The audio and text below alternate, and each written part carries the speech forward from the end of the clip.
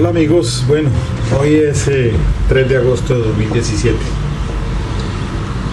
Voy a utilizar este formato, no es en alta definición, sino de acuerdo pues a los primeros videos que hacía, pero porque el tema que voy a tratar es un poco extenso, entonces lo voy a hacer en este formato, 45 minutos tal vez, no mucho.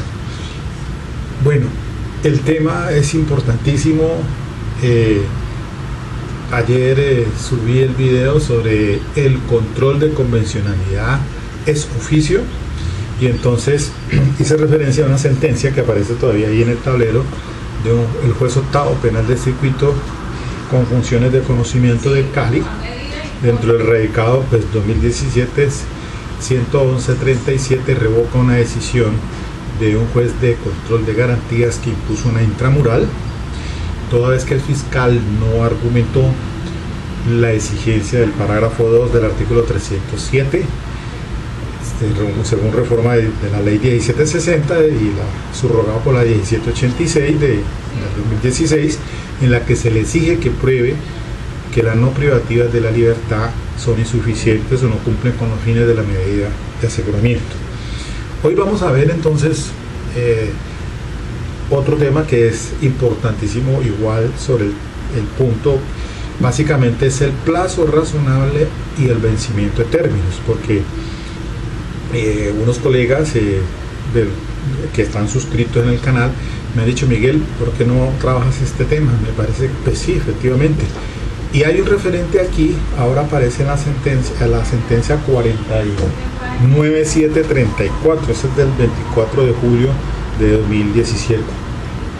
Es decir, está reciente, de la Corte Suprema de Justicia en única instancia, el caso de un exgobernador, sobre vencimiento de términos de los 150 días, pues, que entrará en vigencia con esta legislación 1760 primero, y después la que no alcanzó a tener vida jurídica porque salió la ley pues 1786 del 2016 que subrogó la 1760 del 2015. Ante todo pues quiero darles a conocer este diploma que me acredita como socio fundador de la colegiatura de la bancada de abogados penalistas Santiago de Equidad de Cali. Hoy le dimos oficial inauguración en la Universidad Santiago de Cali, sede centro, en el conversatorio que se realiza los días martes y jueves de 7 a 8 de la mañana. Hace ya 10 años estamos allí, el espacio nos lo facilita la Universidad Santiago de Cali. Es un conversatorio y son temas jurídicos esencialmente o principalmente de índole penal.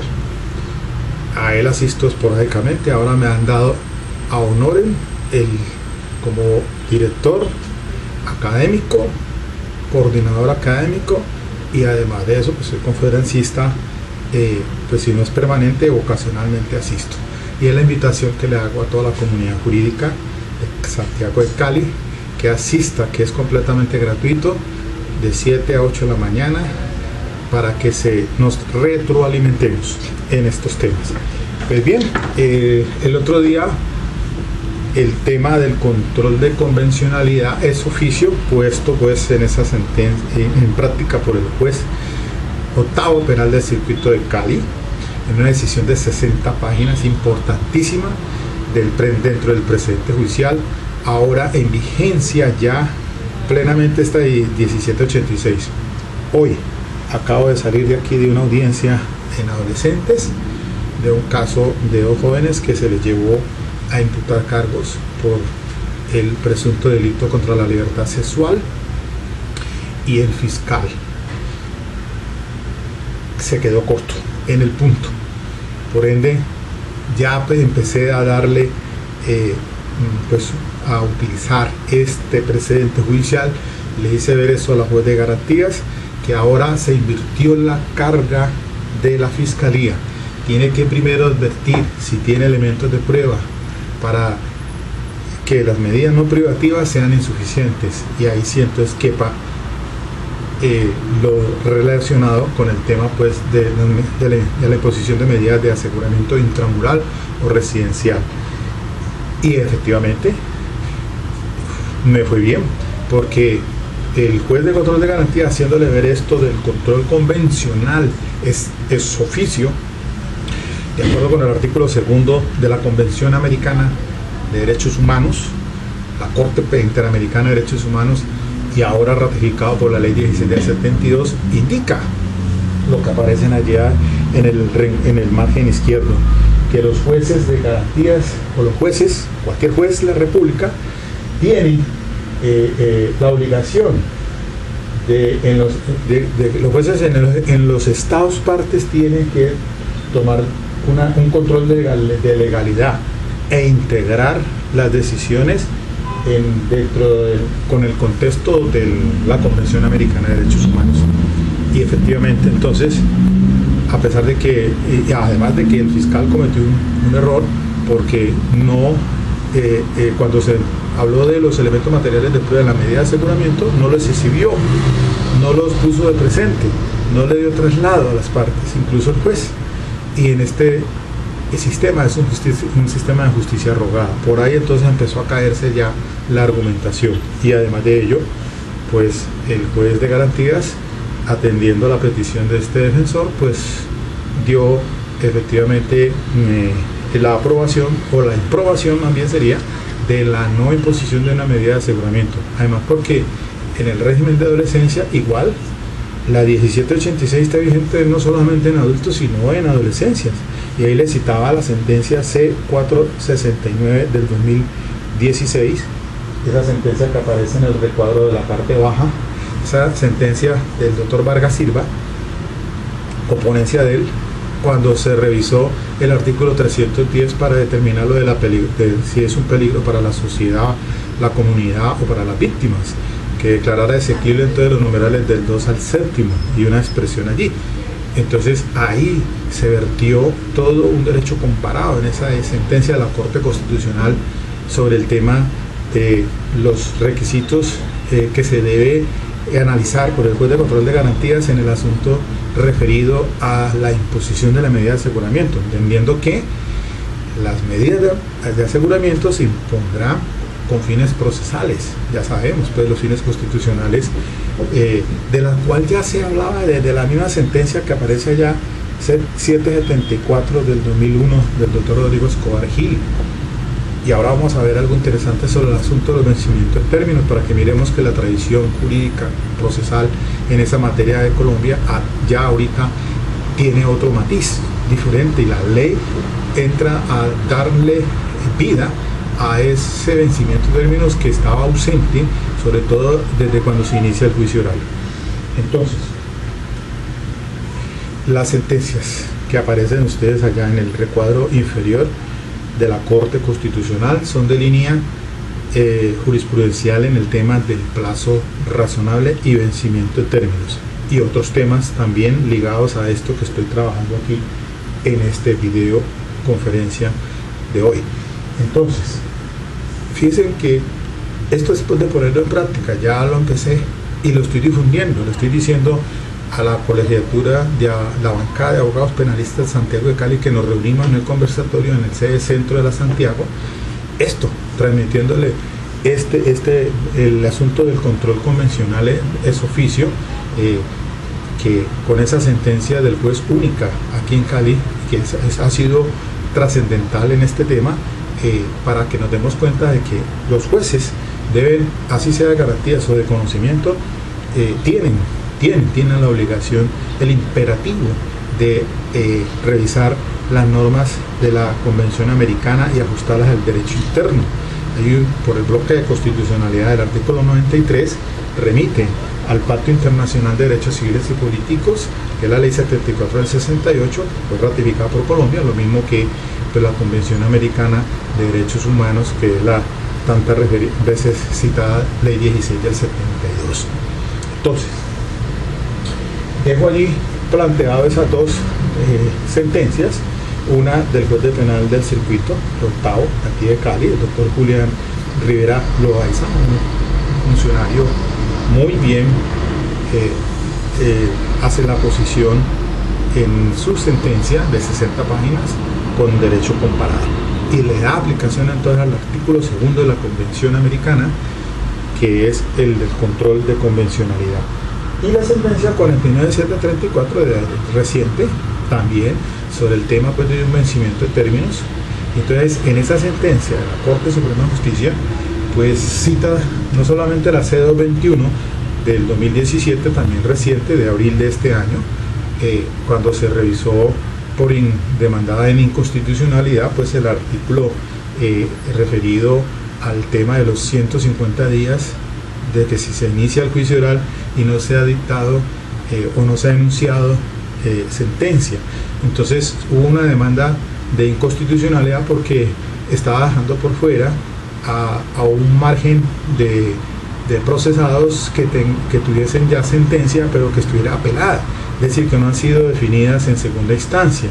De allí que entonces la sentencia C221 del 2007 pues indicó que hizo la precisión pues de que en el entendido declarando la asequibilidad de esa norma del 317, el numeral sexto, sobre vencimiento de términos, de que es hasta incluyendo la misma segunda instancia. Entonces, pero ahora la decisión de la Corte Suprema de Justicia hace una precisión de que de todas maneras la medida de aseguramiento se afecta hasta la medida, o la medida de aseguramiento hasta la providencia en que viene a decidir cuando se dicta sentencia en primera instancia, porque resulta de que cuando se denuncia el sentido del fallo, el juez puede tomar una decisión de detener a la persona para darle pues, cumplimiento a lo que va a dictar en su sentencia, a la lectura de la sentencia, o puede dejarlo para la instancia de la misma lectura de la sentencia de primera instancia. Puede resolver entonces todo lo que se refiere a la detención que viene de esa persona. Entonces, por eso la Corte matiza, sin ir en contravía o sin estar descalificando ni más faltaba pues la posición de la Corte Constitucional, en el entendido de que cuando se trata de asuntos habrá de entenderse pues obviamente que esos 150 días pues irían desde que se inicia el juicio oral, y como pasó pues con el caso del gobernador o es senador, no recuerdo bien, bueno, de todas maneras el caso que se resuelve en la sentencia 49734, donde pues se da esa situación de la aplicación del vencimiento de términos de los 150 días, pero en tránsito pues porque creo que es con la ley 600 y no con la ley 906. Sin embargo, ahí la Corte Suprema pues hace una precisión sobre la retroactividad o la ultraactividad de la ley penal, sobre todo en la aplicación pues, del principio de favorabilidad para lo del vencimiento de término. Igual pues toma la decisión la Corte de que efectivamente esa persona se le revoca la medida de aseguramiento y se le impone una menos restrictiva. Pues bueno, tradicionalmente en Colombia veníamos pues los que hemos trabajado de pronto un poco más ya con la ley 600 y antes de la misma ley 600 del 2000, el decreto 2700. Ya esos eran códigos procesales pues anteriores.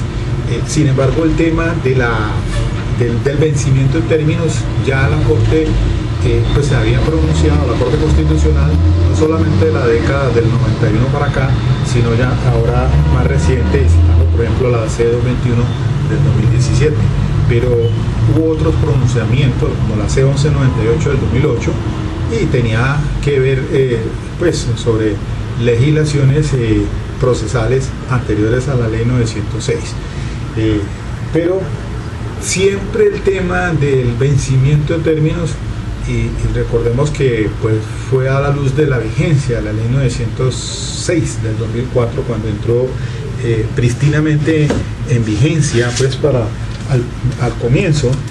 Tal vez por aquí tengo el código de ese entonces para citar el artículo, como venía el artículo 317 sobre la cuestión del vencimiento de términos. Decía las causales de libertad, decía el numeral cuarto, cuando transcurridos 60 días contados a partir de la fecha de la formulación de imputación, no se hubiera presentado la acusación, así decía, o solicitado la preclusión conforme a lo dispuesto en el artículo 294. Y en el numeral quinto decía el artículo de mención que cuando transcurridos 60 días contados a partir de la fecha de la formulación de la acusación, no se haya dado inicio a la audiencia de juzgamiento. Y hasta allí porque no existía el numeral sexto. Y después entonces vinieron las reformas posteriores, por ejemplo, pues recordando la ley 1142 del 2007, que ese fue el Código de Seguridad Ciudadana. Y después tuvimos la legislación que es la ley 1453 del 2011, del 24 de junio, sobre la seguridad ciudadana. Entonces, pues miremos a ver un momentico el artículo, cómo estaba redactado el artículo 317, y encontramos lo siguiente. Artículo 317 dice: modificado por la ley 1142 del 2007. Artículo 30, modificado por la ley 1453 del 2011. Artículo 61, las medidas de aseguramiento indicadas en los artículos anteriores tendrán vigente durante toda la actuación. La libertad del imputado o acusado se cumplirá de inmediato y solo procederá en los siguientes eventos. Entonces vamos al numeral cuarto. Cuando transcurridos 60 días contados a partir de la fecha de la formulación de imputación, no se hubiera presentado el escrito de acusación. Fíjese que cambió, ya no es la acusación, sino el escrito de acusación, o solicitado la preclusión. Hasta el día de hoy está esa causal se mantiene, la numeral cuarto. El término será de 90 días cuando se presente un concurso de delitos o cuando sean 3 o más los imputados. Y el numeral quinto decía: cuando transcurridos 120 días contados a partir de la formulación de la acusación, no se haya dado inicio a la audiencia de juzgamiento. Fíjense bien que entonces tampoco ahí en ese entonces no estaba incluido el asunto del inicio del juicio oral. Tuvimos problemas entonces con esa normatividad, porque pues si se iniciaba el juicio oral, entonces ¿qué pasaba allí? Y mire que el numeral cuarto se habla desde si no se ha presentado el término de los 120 días, si no se ha presentado la acusación. Ya después entonces sabemos muy bien es que ahora se habla desde el escrito de acusación.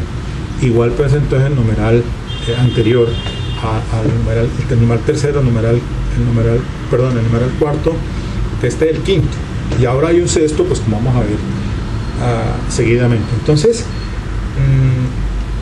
había un problema, les decía, que iniciado el juicio oral, entonces ¿qué pasaba? ¿Cuánto se demoraban esos procesos por vencimiento de plazo razonable? Y entonces hubo de pronto algunas peticiones de libertad, o muchas, o otras, en mi caso una, en la que citaba insistentemente esta sentencia C11 del 98, del 2008, del doctor Nilson Pinilla, de qué es lo que se considera como causa razonable, porque pues ahí entonces se presentó esa situación como está hoy en día en el Código de Procedimiento Penal sobre qué se considera asuntos externos que son ajenos. Es decir, esa sería una causa razonable para que se suspendan los términos. Y entonces se dice: cuando la audiencia no se hubiera podido iniciar o terminar por causa razonable fundada en hechos externos y objetivos de fuerza mayor, ajenos al juez o a la administración de justicia, la audiencia se iniciará o reanudará cuando haya desaparecido dicha causa, y a más tardar en un plazo no superior a la mitad del término establecido por el legislador en los numerales quinto y sexto del artículo 317. Esto, como está reformado ahora allí, ya incluyendo la ley 1760 y la 1786, pues obedeció fue a esa decisión de la Corte Constitucional C1198 del 2008, al estimar en esa sentencia dice allí que solamente es causa razonable, o por lo menos lo que ha pasado acá en Cali con el atentado terrorista al Palacio de Justicia, hechos externos que son ajenos al juez o a la administración de justicia. De allí que entonces, ahora que usted que pedí una libertad por el caso ese de homicidio del señor Eduardo Córdoba, fui a la audiencia a pedir audiencia de libertad por vencimiento de términos con base pues en la del numeral quinto. 120 días contados a partir de la fecha de iniciación de la audiencia del juicio, 120 días contados a partir de la fecha de presentación del escrito de acusación, no se haya dado inicio al juicio. Más claro, conté entonces los términos desde el día que se presentó el escrito de acusación y le daba ya los 120 días porque no se había dado o no se dio inicio al juicio oral, porque el día 5 y 6 de junio hubo un paro, o el 6 y 7 de junio, perdón, de este año hubo un paro. Entonces no nos dejaron entrar al Palacio de Justicia. Pero escuchan ustedes ahí que la fiscal dice, pero es que eso no, eso era huelga, el derecho a la huelga. ¿Cómo así que el derecho a la huelga está por encima del derecho fundamental a la libertad? Eso no es causa razonable, y así los puse yo al juez. Le dije, mire, recuerde la C-1198 del 2008, señor juez de garantías, eso no es causa razonable. Paró la audiencia y se fue a consultar el juez de garantías, no la tenía clara. Todavía en ese momento trajo 2 sentencias y ahí sí resolvió, dijo, sí señor, la Corte Suprema de Justicia ha dicho que no es causa razonable lo del paro judicial, ni tampoco les digo que es causa razonable cuando los del IMPEC no lo sacan allá a las audiencias. ¿Cuántas audiencias no se han dañado por causa del Estado, de los del IMPEC, que entraron en paro unas veces, hasta cerraron la entrada a la cárcel de Villahermosa, no sacan a los presos porque no hay quien los trajera? Todo ese asunto puede ser capitalizado a su favor para que le pida entonces vencimiento de términos en cualquiera de las 3 instancias, ahora la del numeral el cuarto, la del quinto, la del sexto, ahora con la entrada en vigencia pues ya a partir de la ley 1760 del 2015, y ahora pues subrogado por la 1786 del 2016 que ahí viene entonces la situación sobre que vamos a ver ahora más preciso sobre cuándo es que entró entonces a regir, porque como dijeron que un año después la 1760 entonces no traía, por ejemplo, unas excepciones para ciertos delitos, entonces solamente se dice la norma pues que para cuando se trate de 3 o más imputados o acusados, o se trate de investigaciones de corrupción y ante la justicia especializada, pero la 1760 dejó por fuera el asunto del título cuarto, o sea, los delitos sexuales. Fue la 1786 la que incluyó allí por el vencimiento de términos, dice que se prorrogará por un año más en estos casos excepcionales. Entonces por eso es que ahora esa sentencia 49734 vino a la Corte a definir 2 situaciones ahí sobre el plazo razonable, sobre la cuestión del vencimiento de los términos para ciertos delitos, porque claro, hay una salvedad ahora, y es la de los que allí aparecen en este catálogo del parágrafo primero, que incluyo pues los que le acabo de mencionar, y para esos entonces se están pidiendo la prórroga hasta más de un año, porque dice la Corte, en esta sentencia, la Corte Suprema de Justicia dijo que el plazo razonable para cualquier delito es un año.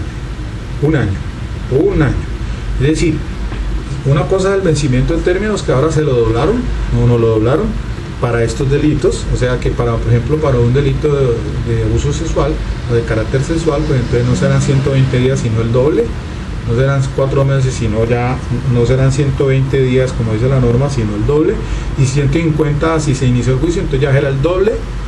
Entonces ahí ya la legislación, pues por lo menos la 1788 no, con la 1760 y 1786 pues nos margina o nos pone una barrera en esa clase de delitos para la cuestión del vencimiento de términos, pero solamente para esos delitos.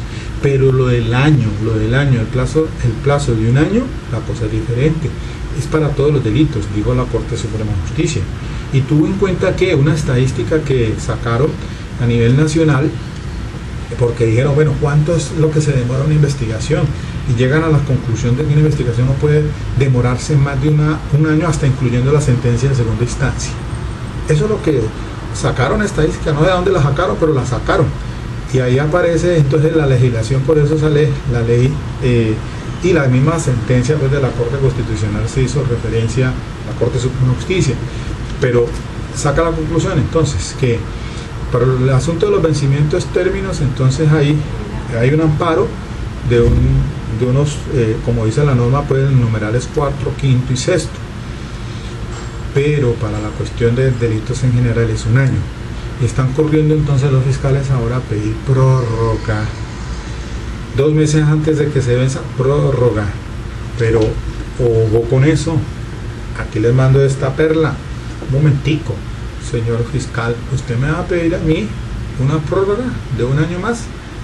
Ahí estoy esperando ya para el 20 y pico de este mes. Me citaron en el caso de ese delito sexual que estoy llevando.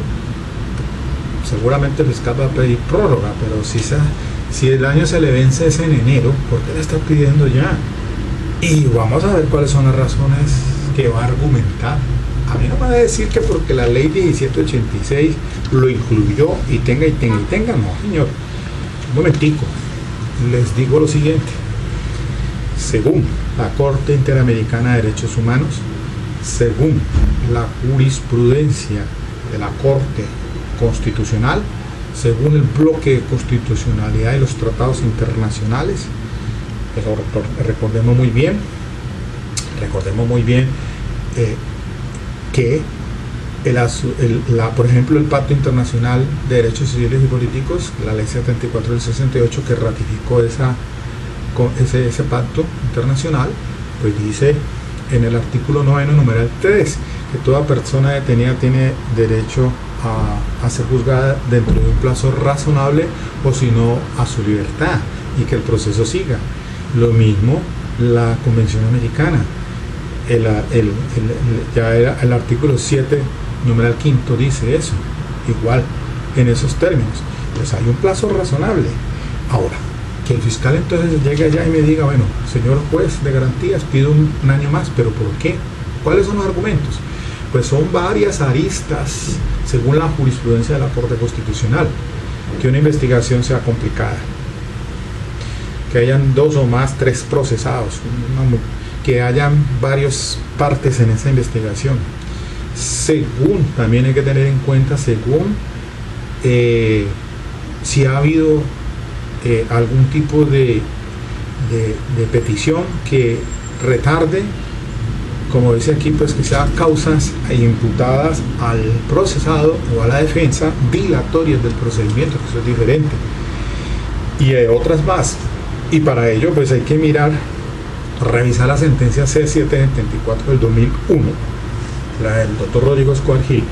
Quizás allí abrió la ventana en esa providencia sobre el tema de qué pasaba con ese vencimiento en términos de los procesos que se iniciaran en el juicio oral. Y mire, eso es del 2001, ya llevamos 17 años con ese temita. Entonces, ya lo dijo el doctor Rodrigo Escobar en la sentencia, y revisen el inciso final. Ahí hay unos ítems, varios criterios para que se tengan en cuenta cuando una investigación supera el plazo razonable de un año. Y con base en ella entonces podrá el fiscal o ya sea el representante de las víctimas pedir entonces que le prorroguen por un año más.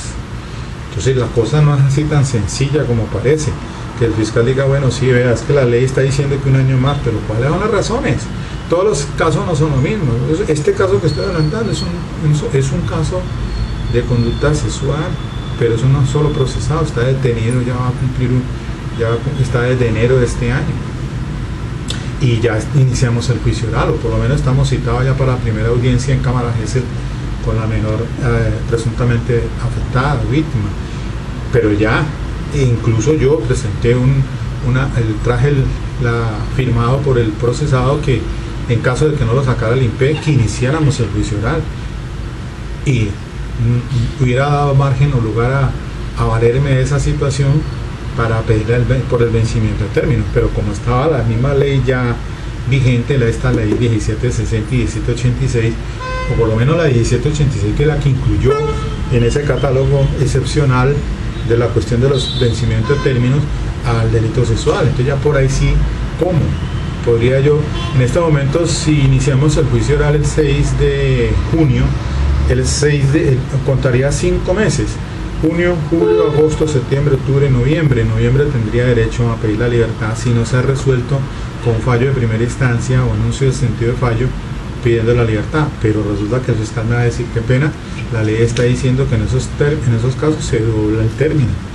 Entonces ya no podría argumentar lo de los 150 días. Lo que estoy pensando es que la fiscal está pidiendo es prórroga y un año más, porque seguramente de aquí a enero no le van a resolver ese caso a él. Ya lo está olfateando, excúseme la expresión, la fiscal, porque creo que estaban esperando un resultado de un examen psicológico forense de medicina legal, aparte del GILISOR, el SATA, el DCTI.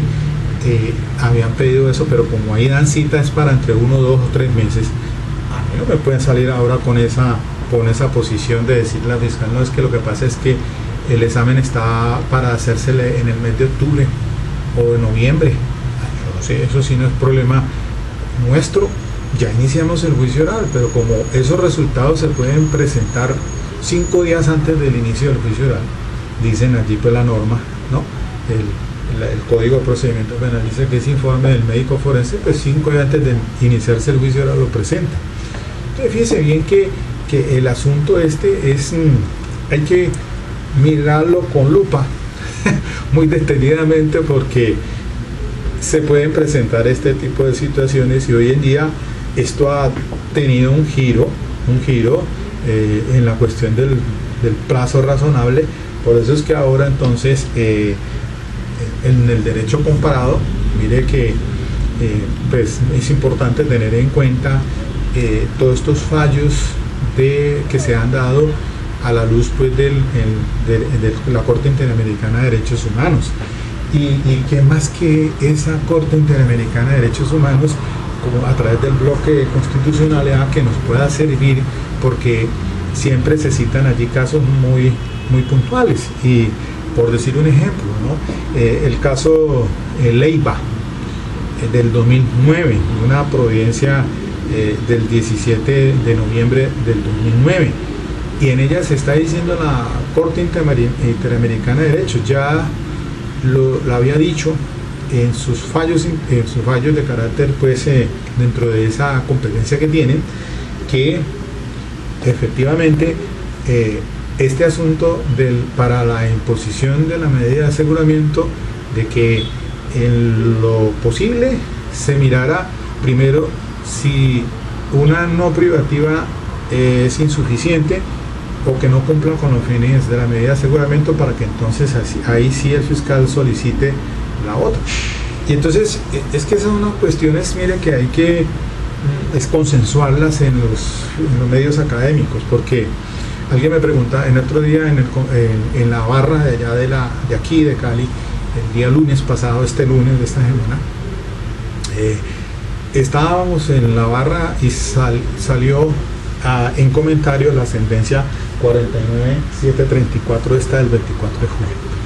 Y entonces también consensuamos, o por lo menos puse de manifiesto, la decisión del Juzgado Octavo Penal del Circuito 2017-111-37, que ahora seguramente le va a dar un cambio de 180 grados aquí en Cali, y les estoy mandando esos mensajes a nivel nacional a todos los colegas para que cambiemos ese chip que se tiene ante los jueces de control de garantías, los fiscales de Cali y a nivel nacional, porque es que, como les decía ahora, entonces en ese fallo de Leiva, el caso ese es Barrientos Leiva 2009, es que ese caso de Barrientos 2009 Barrientos Leiva 2009, les decía entonces que se mira si una no privativa de la libertad es suficiente para que se evite entonces,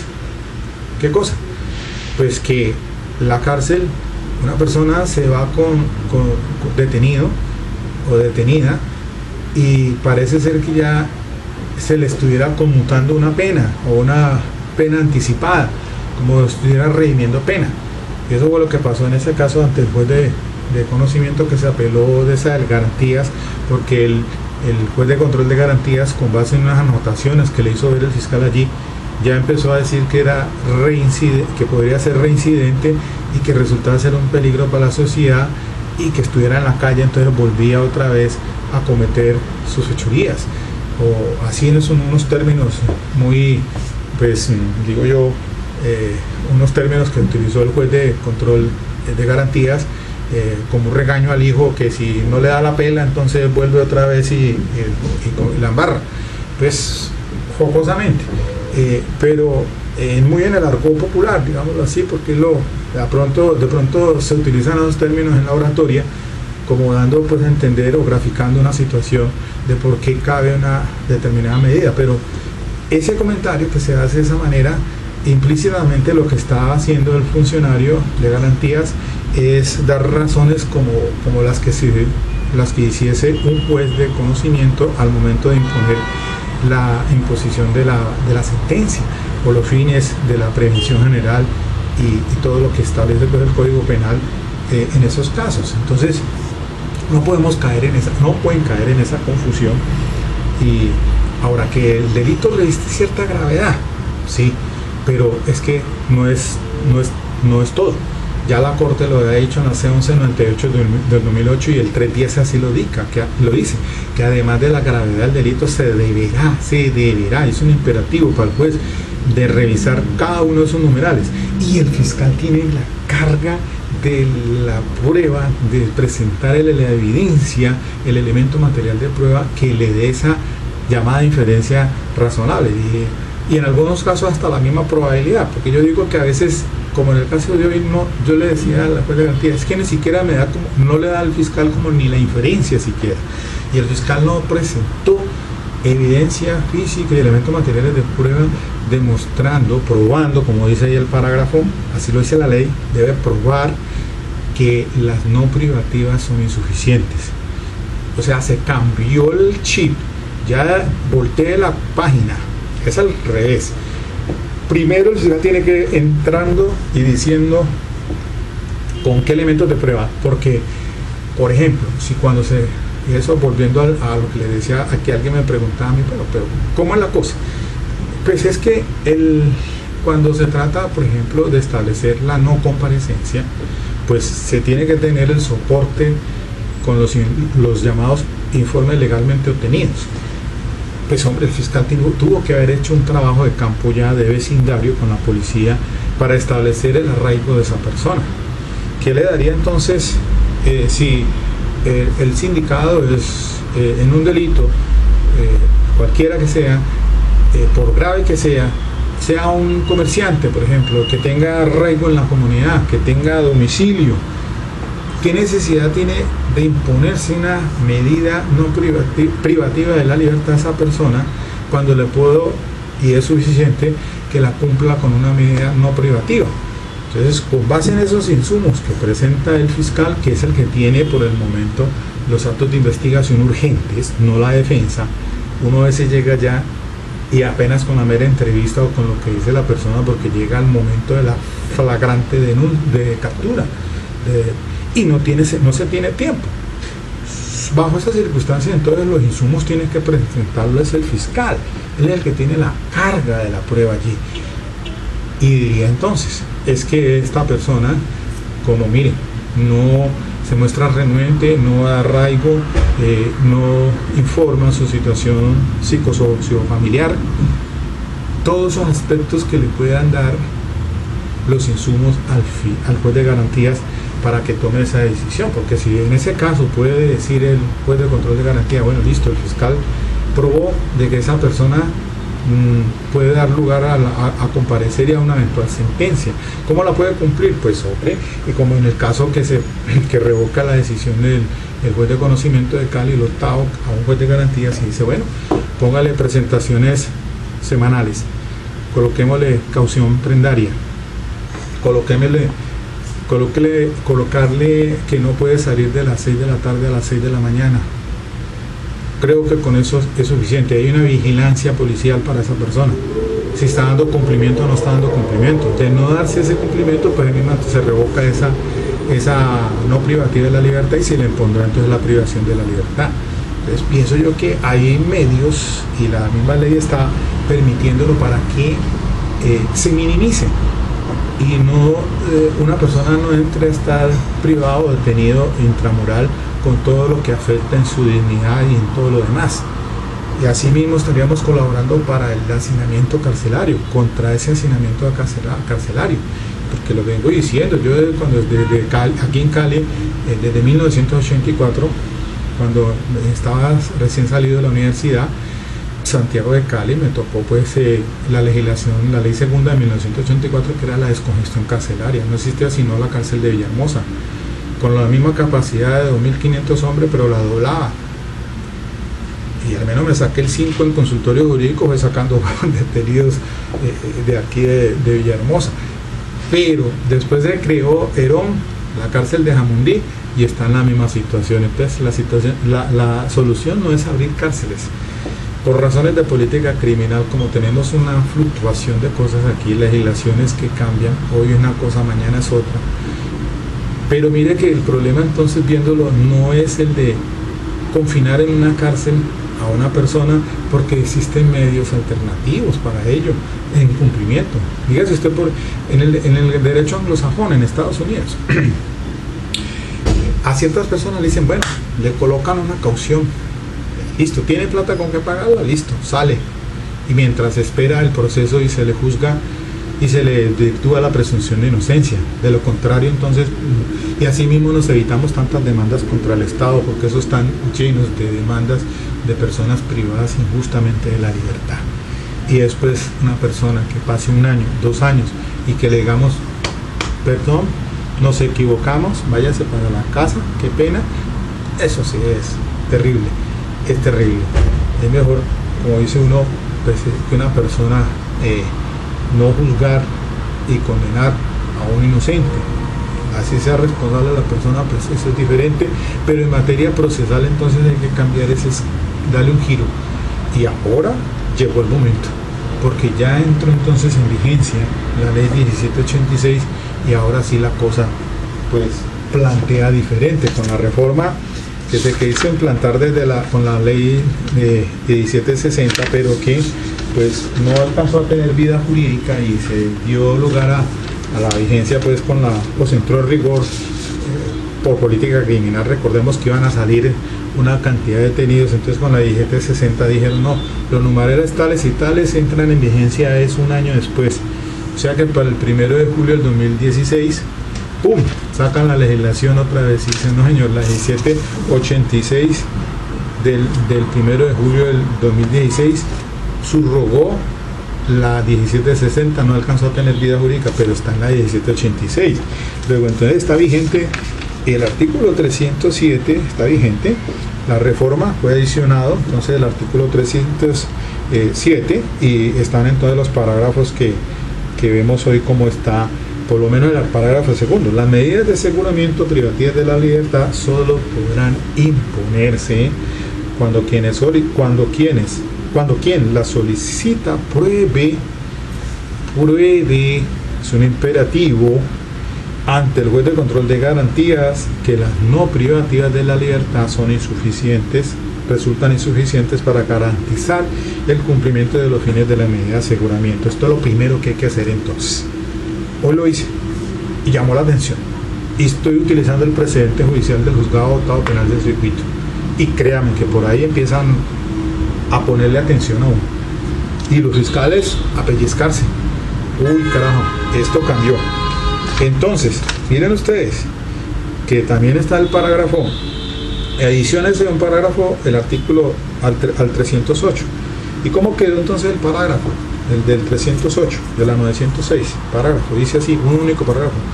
La calificación jurídica provisional contra el procesado no será en sí misma determinante para inferir el riesgo de obstrucción de la justicia, el peligro para la seguridad de la sociedad o de la víctima y la probabilidad de que el imputado no comparezca al proceso o de que no cumplirá la sentencia. De manera que adiós la calificación jurídica provisional, homicidio, triple homicidio, hurto calificado, hurto agravado, extorsión, como llega, llámele y como le quiera colocar el tipo penal al hecho fáctico, no importa. Y eso ya lo dijo la sentencia C1198 del 2008, que fue recogiéndose, y ahora mírela como está aquí. Y dice, el juez de control de garantía deberá, imperativo, valorar de manera suficiente si en el futuro se configurarán los requisitos para decretar la medida de aseguramiento, sin tener en consideración exclusivamente la conducta punible que se investiga. De manera, entonces, ahí tiene que hacer un filtro el mismo juez de control de garantías. Se la está poniendo más exigente. Esa es la manera, entonces, mis queridos amigos, y creo que ya los 45 minutos hora cátedra se me acabaron. Luego, quería complementar más entonces el tema, no solamente referirme al control de convencionalidad ex oficio, que deben de hacer los jueces, artículo 2 de la Convención Americana de Derechos Humanos, y ahora entonces estas dos decisiones, una del juez penal del circuito de Cali y la otra de la Corte Suprema de Justicia sobre este término, sobre este asunto del plazo razonable y del vencimiento de términos. Bueno, mis amigos, quiero que esto les sirva como orientación. Quería era complementar, y quizás de pronto tenga que abordar un poquito más el tema, será en otro espacio, pero de momento entonces dejo hasta aquí nomás en consideración para que ustedes tomen en cuenta esto, analicen esas sentencias, no solamente las dos del recuadro que aparece arriba, sino también las de la parte inferior de la Corte Constitucional en esa línea jurisprudencial. Ya no solamente esas, hay más, hay mucho más, y de tutela otras más especialmente.